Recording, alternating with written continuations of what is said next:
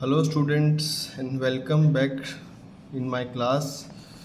Today we are going to discuss our chapter 5 accounting ratio.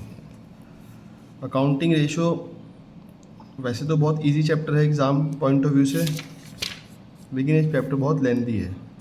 तो ये chapter वही बच्चा करे जो रेशो करना चाहता है। ठीक है जी। तो इस चैप्टर की एग्ज़ाम में वेटेज 5 मार्क्स तक की है।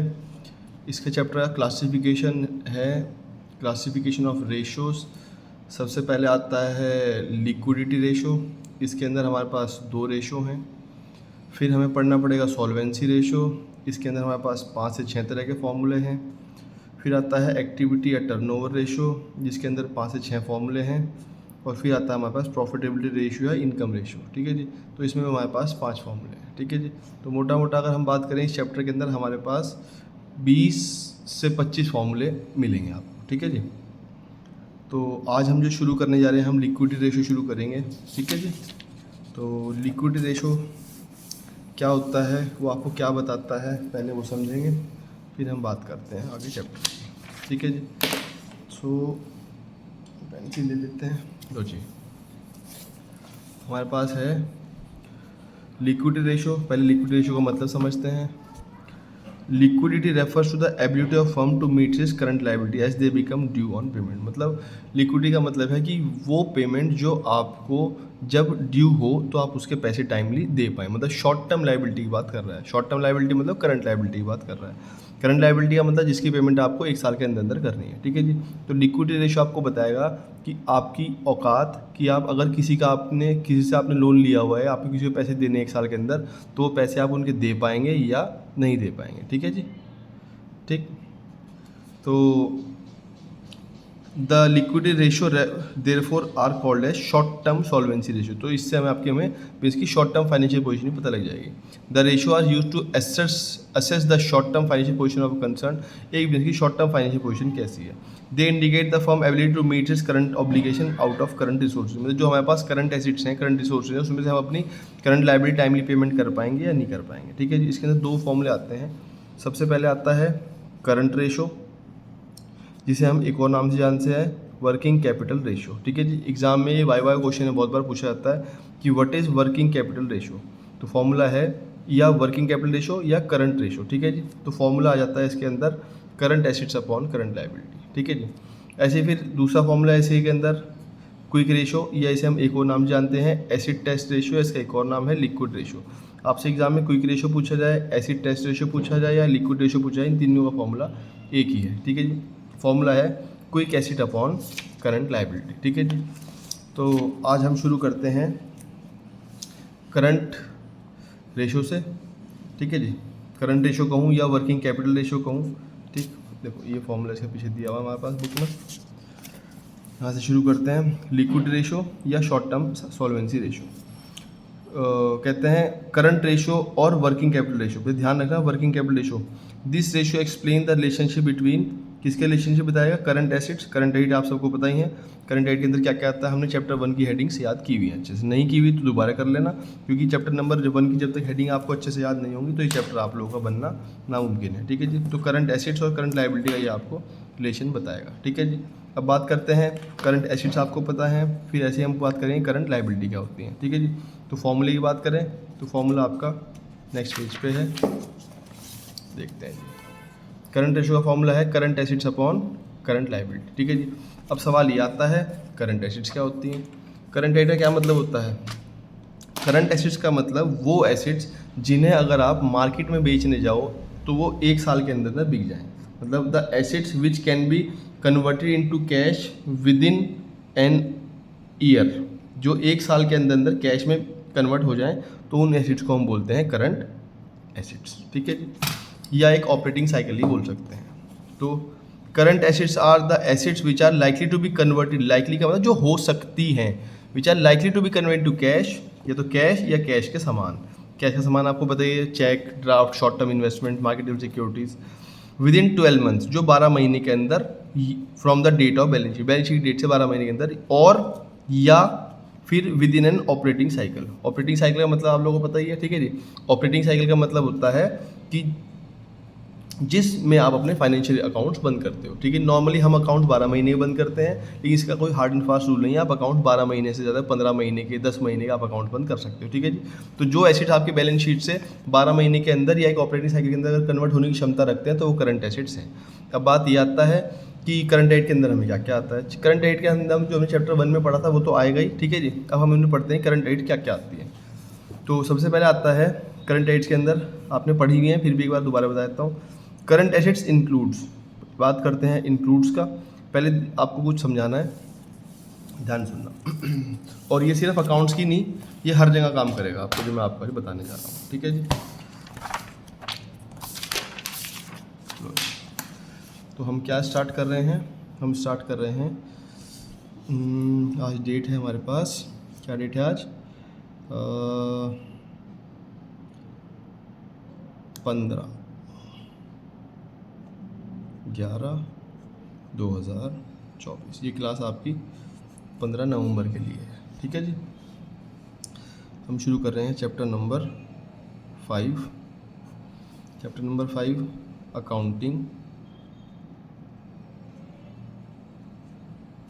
रेशो, ठीक है जी।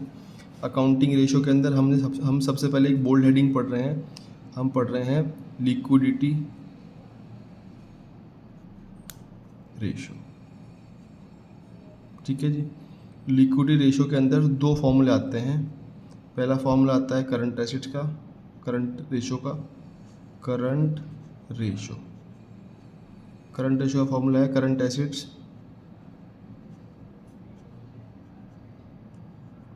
अपॉन करंट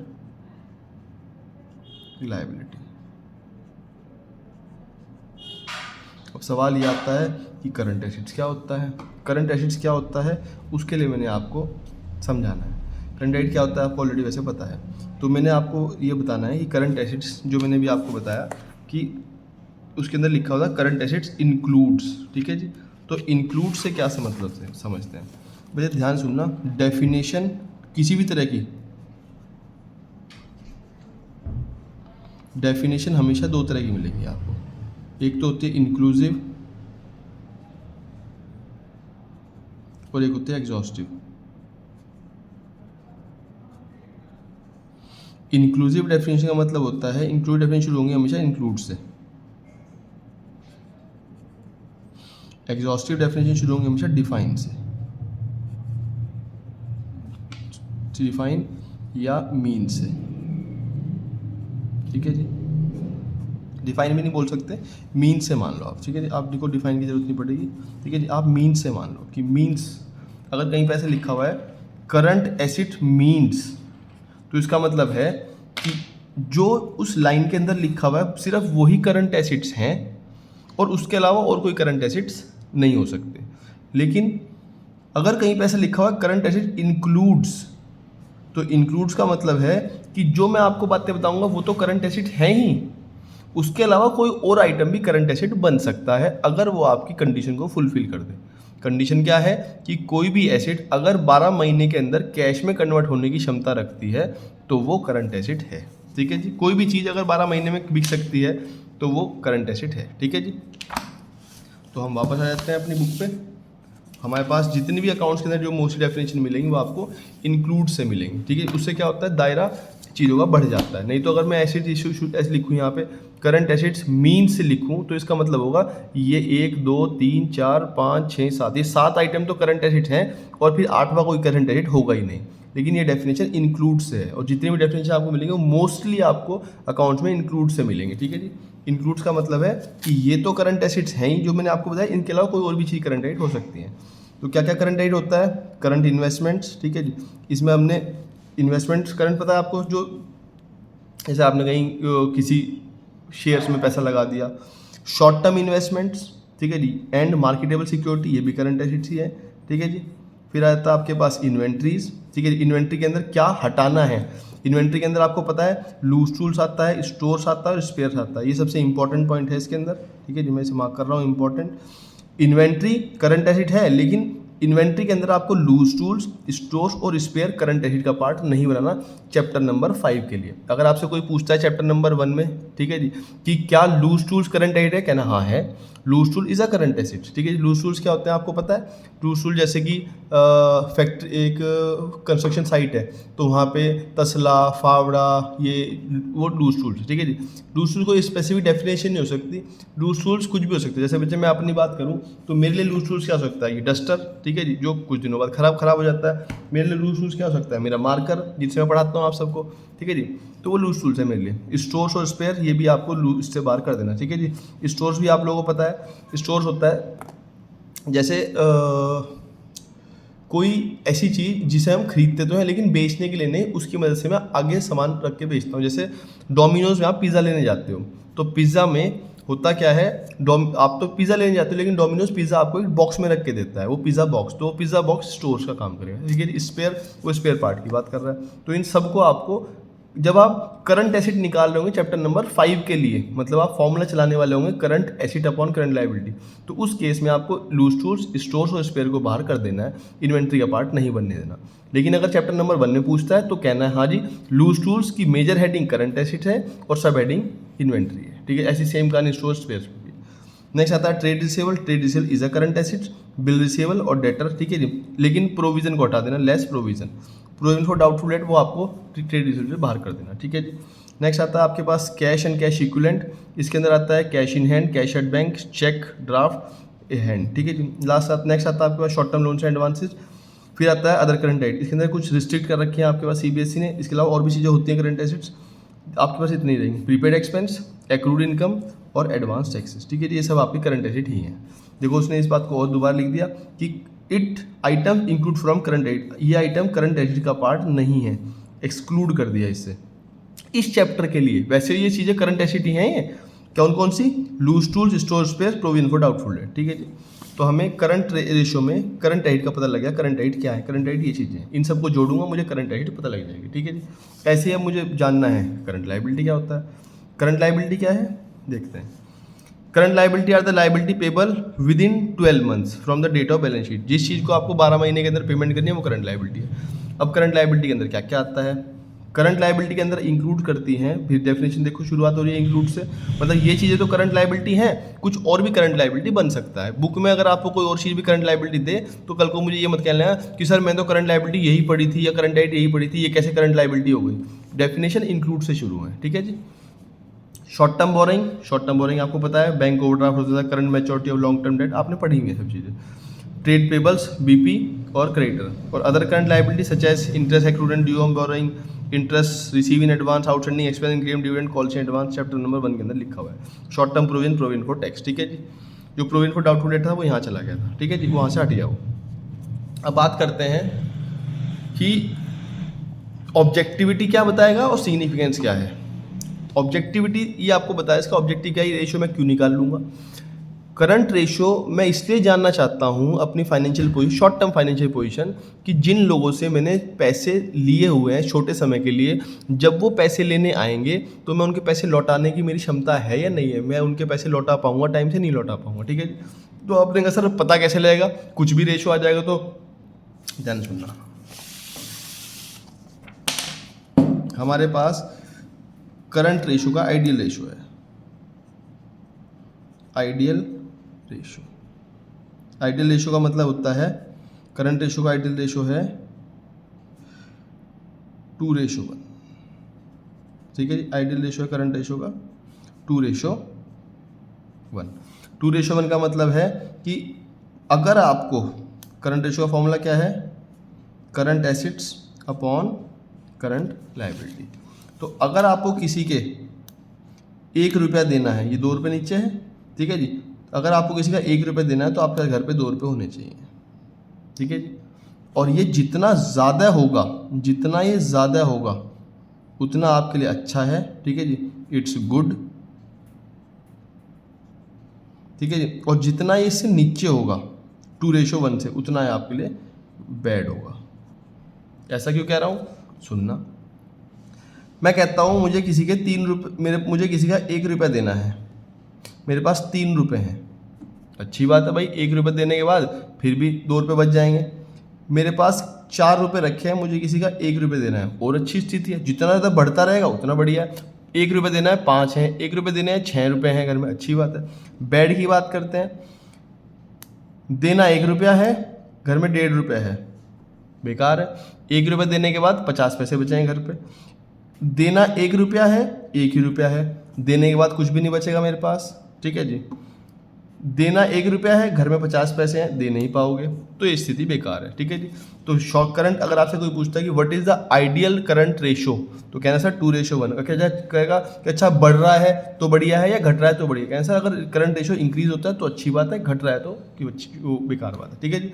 रीजन मैंने आपको दे दिया है कि देने जितने हैं वो नीचे रखे हुए हैं, जो हैं वो घर में वो ऊपर रखे हुए हैं, ठीक है। तो रेशियो है 2:1। 2:1 का मतलब है अगर किसी को 1 रुपये देना है और 2 रुपये तो उस को हम अच्छी मान लेते हैं बिजनेस के अंदर, ठीक है जी। और जितना ज़्यादा होगा उतना हम अच्छी मानते हैं, ठीक है जी। ये सारी बातें यहीं लिखी हुई थी, ये जो मैंने आपको शॉर्ट में बता दी, ठीक है जी। पढ़ लेना कर रहे मन करे तो। हम शुरू करते हैं एक क्वेश्चन से, ठीक है जी। लो जी, एक क्वेश्चन देखेंगे।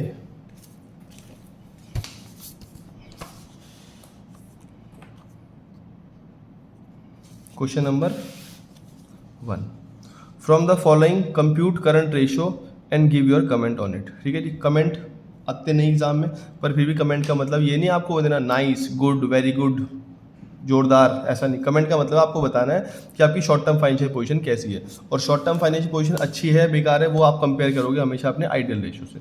जो अगर आपका आइडियल रेशियो से आपका रेशियो घट रहा है तो आपकी स्थिति बेकार है, ठीक है जी। मतलब शॉर्ट टर्म पोजीशन आपकी वीक है, और अगर आपकी करंट रेशियो से आइडियल रेशियो आपकी रेशियो ज़्यादा आ रही है तो उसका मतलब आपकी स्थिति अच्छी है, ठीक है जी। मतलब किसी भी चीज़ को अच्छा या बेकार कहने के लिए कुछ बेंचमार्क तो होना चाहिए ना, तो बेंचमार्क मैंने आपको आइडियल रेशियो दिया है, ठीक है जी। इससे ज़्यादा होगा अच्छा है, इससे कम होगा बेकार है, ठीक है जी। तो देखते हैं जी, अब हमें आइटम ढूंढने हैं, क्वेश्चन पढ़ते हैं। बस आप मुझे दिमाग में ही रखते रहना, मैं पढ़ रहा हूँ एक एक आइटम कि ये CA है या नहीं है। अगर CA नहीं है तो CL होगा, ठीक है जी। CA है और CL है, ठीक है जी। NCA NCL हमें नहीं ढूंढना, NCA NCL पता है ना, नॉन करंट एसिड्स और नॉन करंट लायबिलिटी नहीं पता करनी। अभी हमें CA CL का डिफरेंस पता करना है कि कौन सी CA है कौन सी CL है, ठीक है जी। तो इसे पता करने के लिए आपको ध्यान रखना है कि यही आइटम CA हैं, ठीक है जी, जो हमने यहाँ पढ़े हैं। आपके पास कोर्स बहुत लिमिटेड सा है, इसलिए मैंने आपको बताया कि और भी चीज़ें करंट एसिड होती हैं, लेकिन आपके पास बहुत इक्का दुक्का क्वेश्चन में रेयर क्वेश्चन ऐसा मिलेगा, ठीक है जी। तो सबसे पहले आता है हमारे पास नॉन करंट इन्वेस्टमेंट, CA है या CL है, ठीक है जी। CL है, CA है, ये ना CA है ना ये CL है, कुछ नहीं है। Current investment is a CA, inventory is also a CA, current assets है, ठीक है। ये कह रहा है इसके अंदर लूज शूज जुड़े हुए हैं, हटा देंगे, 2,80,000 में से 50 जाएंगे तो 30 आ जाएगा। ट्रेड रिसीवेबल, डेटर और BR इज अ CA, ठीक है जी। आगे देखते हैं, trade payable is a CL, पैसे देने हैं। Long term borrowing non current liability है, short term borrowing current liability है, short term provision current liability है, cash and bank balance is a CA, ठीक है जी। तो हम क्वेश्चन स्टार्ट करते हैं। अब एग्जाम में आपको क्वेश्चन करना कैसे है वो मैं आपको बता रहा हूँ, ठीक है जी।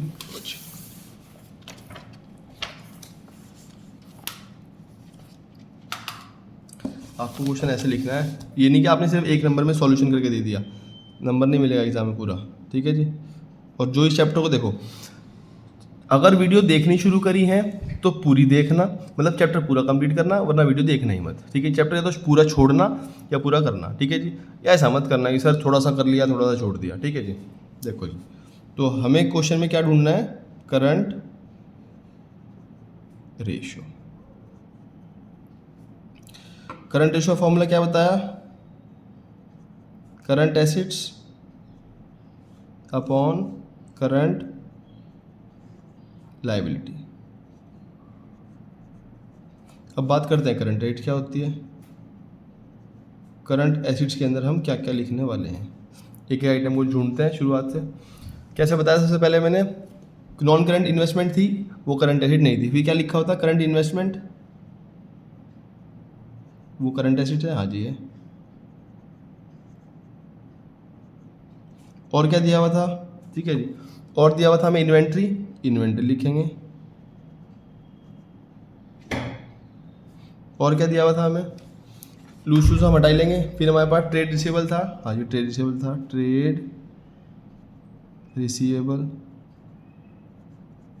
फिर क्या दिया हुआ था हमें, ऐसे लिखना है एग्जाम में, ठीक है, नंबर तब पूरे मिलेंगे।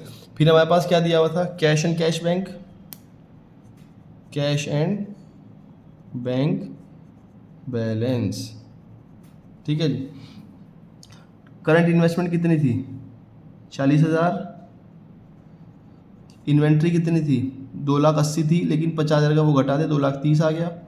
ट्रेड रिसीवेबल कितना था हमारे पास, ट्रेड रिसीवेबल हमारे पास 1,00,000 कितना है, 1,60,000 प्लस 20, 1,80,000 डायरेक्ट शॉर्ट लिख दिया। तो लास्ट में हमारे पास कैश एंड कैश बैलेंस कितना दिया हुआ है, 30,000 रुपये, ठीक है जी। इन सबको जोड़ लेते हैं, क्या आंसर आ जाएगा, 40, 50, 60, 70, ये हो जाएगा 3,00,000, 3,00,000, 4,80,000 रुपये। सी ए पता लग गया, सी एल ढूंढ लेते हैं।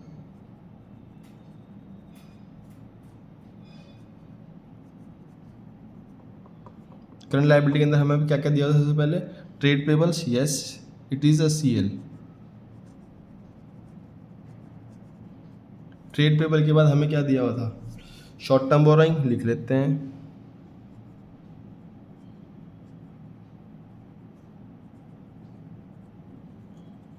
शॉर्ट टर्म बोरोइंग के बाद हमें क्या दिया, शॉर्ट टर्म प्रोविजन, शॉर्ट में लिख रहा हूँ, short term provision. Trade payable कितना है हमारे पास, 1,30,000 जोड़ दिया, आपके पास क्रेडिटर और बीपी को जोड़ दिया उठा के, ठीक है जी। क्रेडिटर है 1,20,000 और बीपी है 10, ठीक है, इतना शॉर्टकट चल जाएगा एग्जाम में।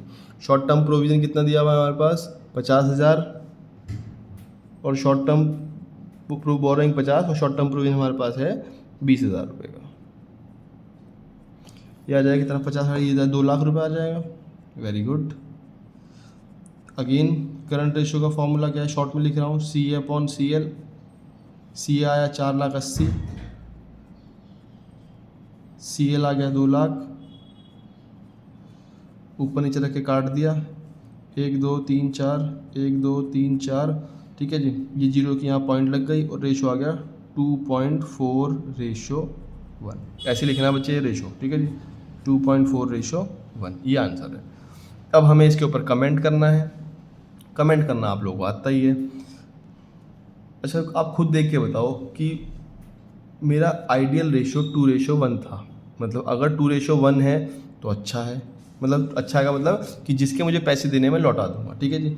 अब मैं कह रहा हूँ मेरा आइडियल रेशो 2.4:1 है। इसका क्या मतलब है, इसका मतलब ये है कि अगर मुझे किसी का 1 रुपया देना है तो मेरे पास घर में 2 रुपये 40 पैसे हैं, तो इस स्थिति को हम क्या बोलेंगे, अच्छी या बेकार।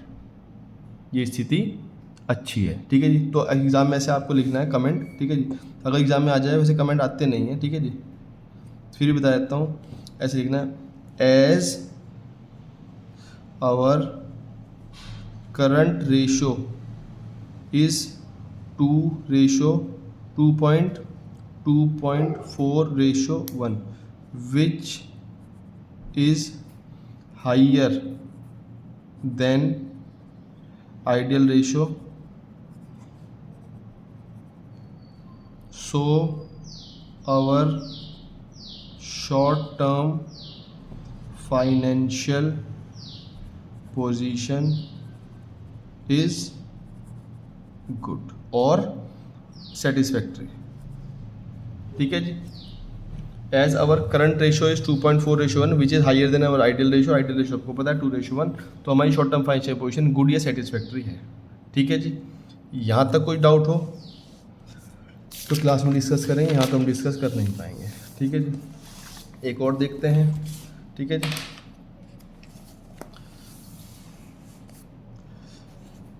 नेक्स्ट जो हमारे पास फॉर्मूला है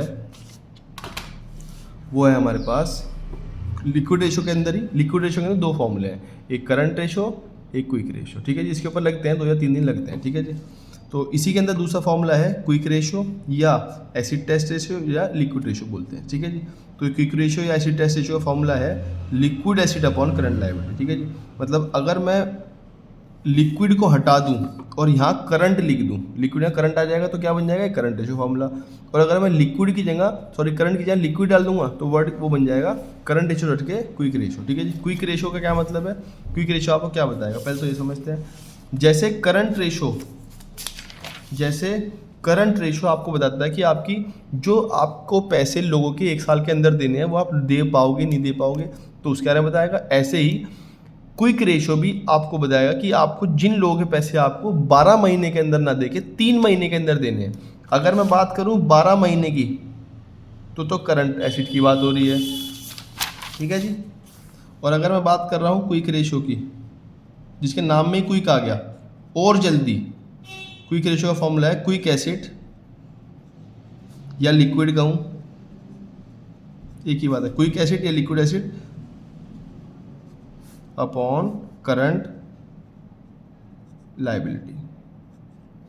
इसका मतलब है जो एसिड 3 महीने के अंदर, जिनको मैं 3 महीने के अंदर कैश में कन्वर्ट करा सकता हूं तो वो क्विक हैं, और अगर वो 3 महीने के अंदर कैश में कन्वर्ट नहीं हो तो वो क्विक नहीं है। वो करंट हो सकती है बट वो क्विक नहीं है। जैसे मैं एग्जांपल दूं कि अगर कोई चीज़ जो 7 महीने में कन्वर्ट हो रही है कैश में तो वो करंट तो है लेकिन क्विक नहीं है। अगर कोई एसिड 2 महीने के अंदर कैश में कन्वर्ट हो रही है तो वो क्विक भी है और करंट भी है। ठीक है जी, क्लियर है। अब बात करते हैं इसके आइडियल रेशो की। इसका आइडियल रेशो है ideal ratio of quick ratio 1:1। ठीक है, क्योंकि ये क्विक है तो अगर मुझे किसी के 1 रुपया देना है और मेरे पास घर में 1 रुपया भी रखा है 3 महीने के अंदर अंदर, तो इस स्थिति को मैं गुड बोल देता हूँ। ठीक है, अगर ये इससे बेकार है, वही ऊपर जाएगा अच्छा है, नीचे जाएगा बेकार है। ठीक है जी। अब बात करते हैं क्विक एसिड क्या होता है, या करंट लायबिलिटी तो आपको पता ही, करंट लायबिलिटी पीछे पड़ी थी। क्विक एसिड क्या होता है या लिक्विड एसिड क्या होता है, इसका आपको एक फॉर्मूला दे रहा हूं।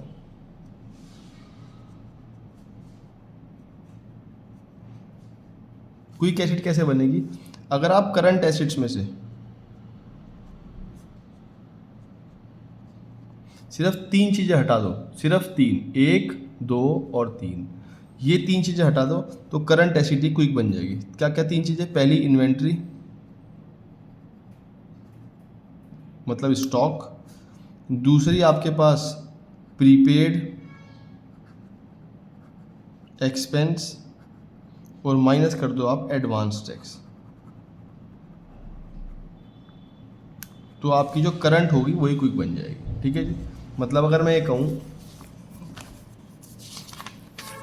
कि इस करंट एसिड्स में से अगर आप इन्वेंट्री हटा दो और ये हटा दो प्रीपेड और एडवांस टैक्स, ये 3 चीज़ें 1, 2 और 3 ये पूरी हटा दो, तो यही करंट का क्विक बोल सकते हैं हम। ठीक है जी। आपने सर ऐसा क्यों हो रहा है, वजह क्योंकि हर एक इन्वेंट्री 3 महीने में कन्वर्ट नहीं होती, क्योंकि ऐसे बहुत सारे आपने सर नहीं, मैं तो ऐसे बिजनेस जानता हूँ जो अपनी एसेट को 3 महीने के अंदर बेच देते हैं अपनी करंट स्टॉक इन्वेंट्री को 3 महीने अंदर, लेकिन हर बिजनेस नहीं बच्चे, मैं एक जनरल टर्म की बात कर रहा हूँ, मैं स्पेसिफिक किसी बिजनेस की बात नहीं कर रहा। ऐसे बहुत सारे ऐसे बिजनेस हैं जो अपनी इन्वेंट्री को 3 महीने में कन्वर्ट नहीं करा सकते। ठीक है, जो प्रैक्टिकली पॉसिबल नहीं है, तो इसलिए इसने इन्वेंट्री को करंट एसिड के अंदर तो रखा। इन्वेंट्री से करंट एसिड 12 महीने में कन्वर्ट हो जाएगी, लेकिन इन्वेंट्री क्विक नहीं बन सकती। ठीक है जी, क्लियर है। देखो इसने यहाँ लिख भी दिया, यही चीज़ इसने दोबारा लिख दिया आपके लिए।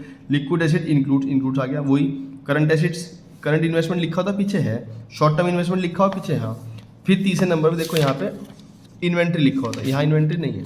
फिर यहाँ पे चौथे नंबर पे डेटर था, ट्रेड रिसीवेबल था, कैश था वो भी था, शॉर्ट टर्म लोन्स एडवांस था, हाँ, और एक्रूड इनकम नहीं था वहाँ था अदर करंट एसिड्स।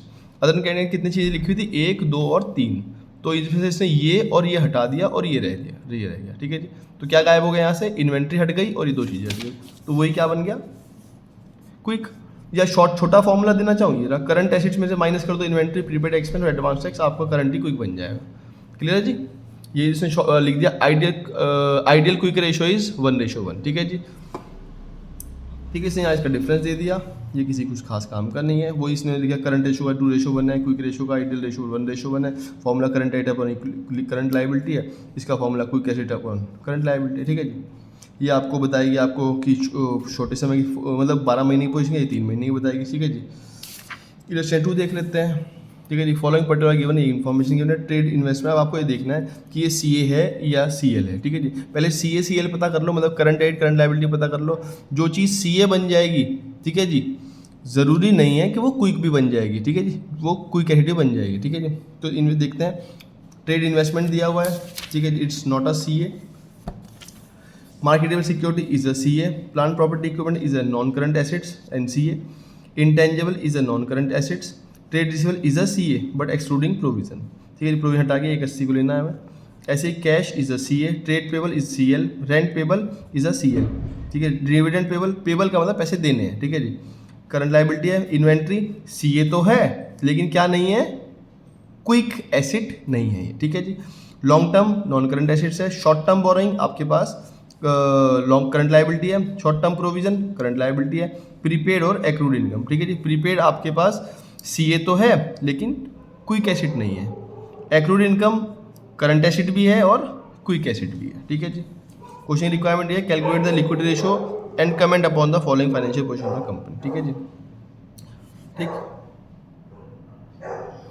तो फॉर्मूला लिखते हैं वैसे ही और बनाते हैं अपना क्वेश्चन। Illustration number 2। ठीक है जी, क्या फॉर्मूला है करंट एसिड्स का? क्या फॉर्मूला है करंट एसिड्स का? करंट एसिड का, करंट रेशियो का, करंट एसिड्स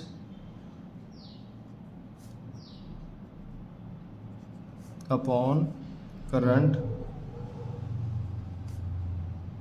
लाइबिलिटी।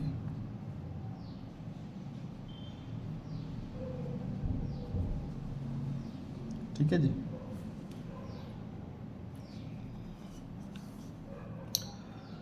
निकाल लेंगे। और क्विक एसिड का फॉर्मूला क्या है? क्विक रेशियो का, क्विक रेशियो का फॉर्मूला ये है quick assets upon current liability. दोनों फॉर्मूले लिख दिए हमने, ये रहे आपके फॉर्मूले आ गए, current assets upon current liability और quick assets upon current liability. ठीक है जी, बस करंट एसिड जान लेते हैं।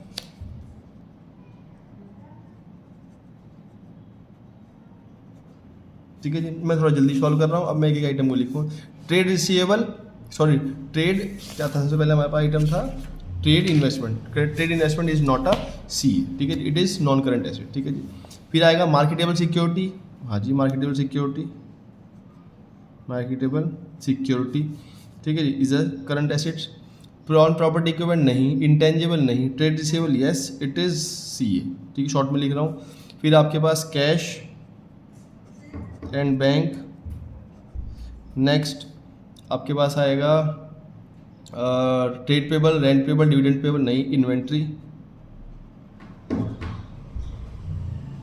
इन्वेंट्री के बाद आएगा आपके पास लॉन्ग टर्म नहीं, शॉर्ट टर्म नहीं, शॉर्ट टर्म प्रोविजन नहीं, प्रीपेड यस, प्रीपेड एक्सपेंस, और नेक्स्ट है एक्रूड इनकम। ठीक है जी, सबको आइटम को जोड़ते हैं। Market security 40,000 yes, trade receivable 1,80,000 में शॉर्टकट मार दिया, 2 लाख में से डायरेक्ट 20,000 रुपये घटा दिए। फिर आपके पास है इन्वेंट्री 80,000। ठीक है ना, cash and cash inventory 3,90,000।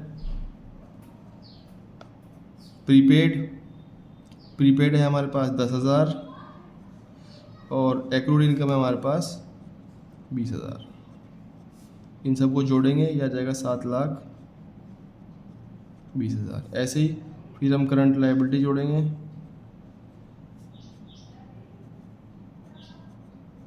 Current liability क्या है हमारे पास? सबसे पहले दिया हुआ है हमारे पास ट्रेड पेबल्स यस, फिर हमारे पास है रेंट पेबल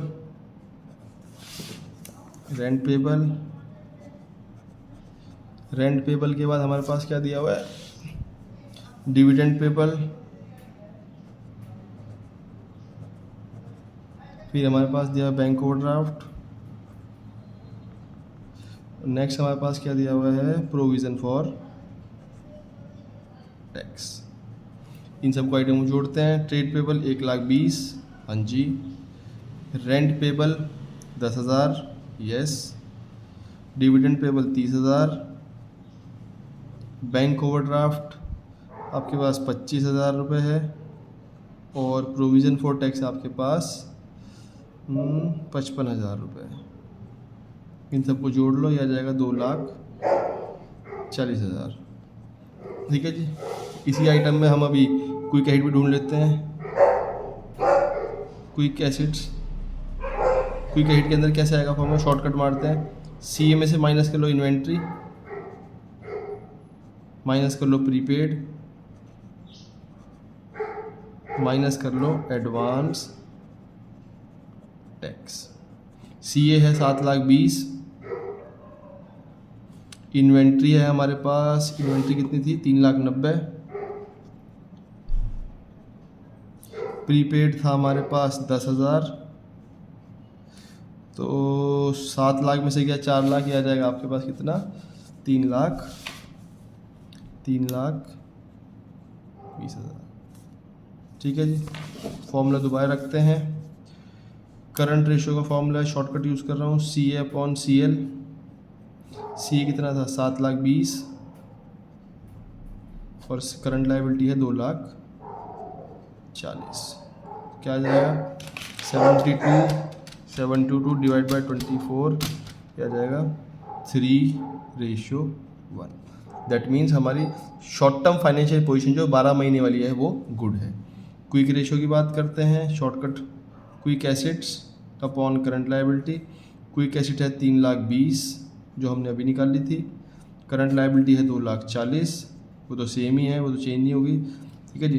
32 डिवाइड बाई 24, ये आ जाएगा 1.33:1, जो कि ये भी अच्छी लग रही है। ठीक है जी। मतलब ऐसे 2:1 से तो ये ज़्यादा अच्छी है, और ये 1:1 से ज़्यादा है, इसका मतलब ये भी बढ़िया है। ठीक है जी। बस आज हम इतना ही रखेंगे। ठीक है जी। नेक्स्ट क्लास हम कल मिलेगी आपको। ठीक है जी। किसी को कोई डाउट हो तो क्लास में, जब नॉर्मल क्लास होगी तो ही लेंगे। ठीक है जी। ऐसे धीरे धीरे हम इलस्ट्रेशन जो मुझे अच्छे लगेंगे काम के, मैं कराऊंगा अपने हाथ से। ठीक है जी। इसके अंदर जो लिक्विड रेशो है, इसके अंदर हमारे पास मोटा मोटा दिए हुए हैं 25 इलस्ट्रेशन के आसपास, 24 के आसपास दिए हुए। ठीक है जी। तो मोस्टली मैं अपने हाथ ही सॉल्व कराऊंगा। जो मुझे लगता है होमवर्क के लिए, वो मैं आपको होमवर्क दे दूंगा। ठीक है जी। वो आपको पता ही है, मैंने इलस्ट्रेशन 1 और 2 कराया है। इलस्ट्रेशन 1, 2 तो क्वेश्चन नंबर 1, 2 आपके होमवर्क है। ठीक है जी। कोई डाउट आएगा तो नॉर्मल क्लास में मुझे सॉल्व करेंगे। ठीक है जी। चलो मिलते हैं आपसे नेक्स्ट क्लास में। Bye bye.